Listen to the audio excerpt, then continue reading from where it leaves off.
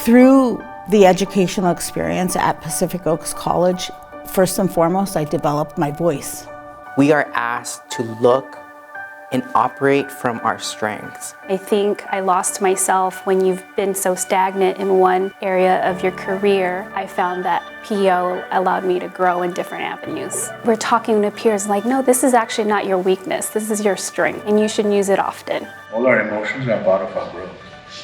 Sadness, happiness, anger, rage, everything is a part of us.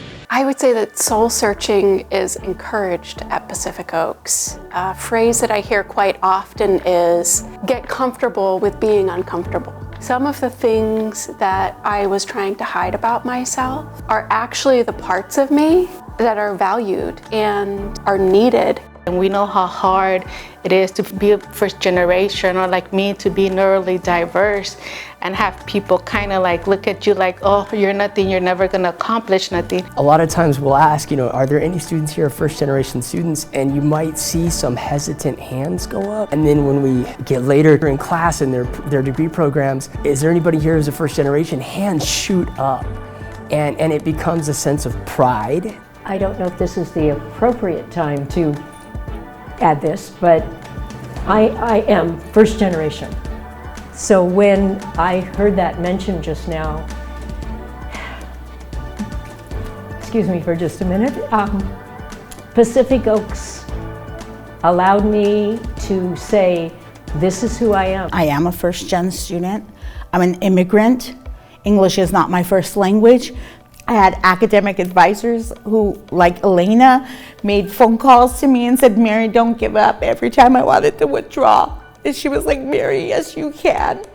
And because of people like her, I'm in a PhD program. PO students are students who've lived life, who may be coming back for their second degree, who have spent some time away from school. Oftentimes I hear 5, 10, 20, retired and they're coming back, and they bring a lot of life experience and a lot of contributions to society. I was very nervous going back to school. I have certain learning disabilities, so school has been a struggle, although I enjoy learning. You are bringing something with you, and that will help support your future learning. You are giving that space to share and learn from that exchange. Why is it important for us to check on our internal experiences?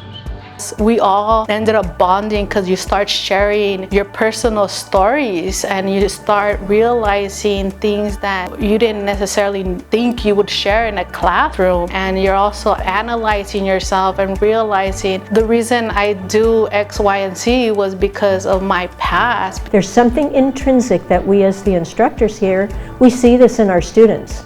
We see things that they don't. Throughout the first semester, I learned very quickly that, oh, everyone has all of these concerns and worries. And the professors would say, that's right, I had these concerns and worries. I walked in those shoes that you're in, and you can do it. If I could do it, you can certainly do it. I become empowered.